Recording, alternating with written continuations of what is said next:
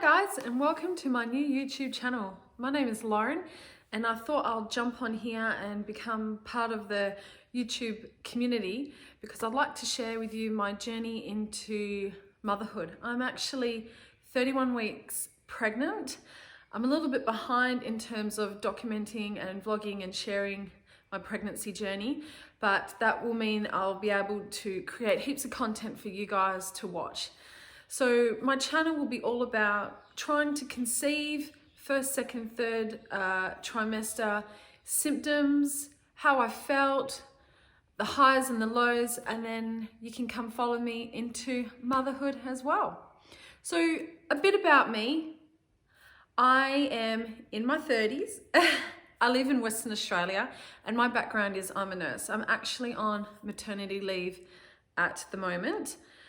And I have a fiance and we have been together for about 5-6 years and we have 2 dogs. My little one, a Maltese Shih Tzu, and a Doberman puppy who's be 1 in April and has a lot of growing up to do. So today I thought I'll just share with you some of the first trimester symptoms that I experienced when I found out, well, after I found out I was pregnant. So I found out I was pregnant when I was 3 weeks and 4 days, and that was because me and my partner, we tried to conceive, and we were very fortunate that we conceived in the first cycle, in the first month of trying. So first symptom was nausea, and that started week 5. So my nausea was, or morning sickness, was all day sickness. I'd wake up in the middle of the night, wanting to go to the bathroom, I'm dry reaching. So I don't think that my morning sickness, I don't consider it all that bad. When people say like, oh, how was your first trimester? Like it must have been, you know, the morning sickness would have been bad. I don't actually think it was that bad because I was only nauseated. I wasn't actually sick, like vomiting. So I probably vomited about 3 times, but in terms of the nausea, it just put me off food. So I could only eat plain food like toast or soup. And the thought of preparing food that would make me sick. So I actually lost a couple of kilos in my first trimester. Second symptom that I had was bit of TMI. There are some TMIs in my first trimester, but this probably isn't. But sore or sensitive nipples.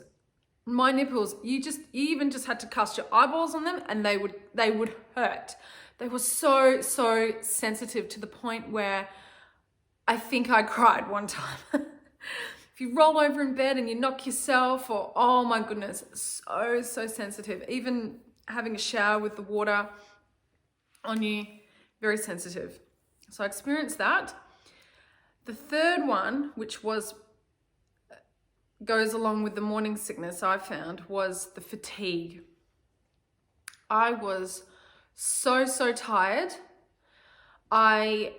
This couch that I'm filming on, I lived in that section there. I just slept here all the time. I would wake up in the morning, I'd make myself a cup of tea, and an hour later, I need to lie down. I can't even sit. I need to lie down. Like I was just so drained. It was like if I had been drugged. Like just the fatigue was so draining on your body. That, if anything, I think was the worst symptom out of the first trimester, because you lack motivation. It's hard to go to work. You just feel like there's a ton of bricks on your shoulders. So fatigue was real. Another symptom that I had was hormonal changes. Now, I was your classic crying, psycho pregnant woman. And my poor Brad, my fiance, I really put him through to the test, but he did well. We stuck together and we came out with flying colors. But yes, I was, anything that you would just, wouldn't be like water for ducks back now was like the end of the world back then. And I would just cry all the time. Yeah. And it wasn't until someone points it out to you, like, hey, you're not Lauren, you're not your real self, but it's because of you're pregnant and it's because of the hormones. Then I realized, yeah, you know, like I have been acting a bit hormonal, a bit teary. And unfortunately I didn't realize that until I was getting into the second trimester. So I went from week 5 to week 14 doing that.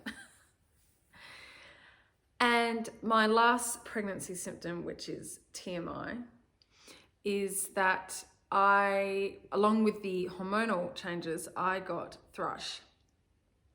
Now, thrush isn't good. We don't want to talk about it. We don't want to hear about it, but that's why I'm creating this channel, because I want to say how it is. It's not all, you know, Instagram models and things like that. Like, stuff goes down. So when I discovered I had that, I'm like, yep, I know what to do. No problem. Go to the chemist, take a pill, put a bit of cream on, and be gone tomorrow. I thought I'd just mention to the pharmacist that I was actually 10 weeks pregnant at the time. And they were like, yeah, you can only take the cream and you have to insert it inside you. And like I said, I was already on the edge of a cliff in terms of emotions. And when I had to do that, it was just the end of the world. I think I cried for about 2 hours. It was just horrible. I just couldn't cope at the time. And on any given day, if that happened to me or to anyone, you'll be like, yep, all right, this isn't pleasant, it's not comfortable, but I'm gonna write it out and it'll be gone in a couple of days. But well, not even that, be gone the next day really. But yeah, I really struggled, and lucky for me, it was gone within about a day or so. So all those symptoms lasted from week 5 to week 14. So that was morning sickness, fatigue, and hormone changes, along with my sensitive nipples. But week 14 was roughly when I was entering into my second trimester, and that was a really important week for us because that was when we found out the gender of our baby. Now, here in Australia, you do a 20-week anatomy scan where they can, with the ultrasound, tell you the gender of your baby. It is highly accurate, but not 100%. But more so, I'm just the most impatient person, and I couldn't wait another 6 weeks to find out what I was having because I wanted to start buying stuff. So we did the Harmony test. It does cost a bit of money. It's about $500 here, but it's 99.99% accurate in terms of gender, and it also tests for other chromosomal defects. So we came back positive for a boy. Baby boy is on his way. Can't believe it. I'm just totally like, oh my goodness. I've got baby boy in here.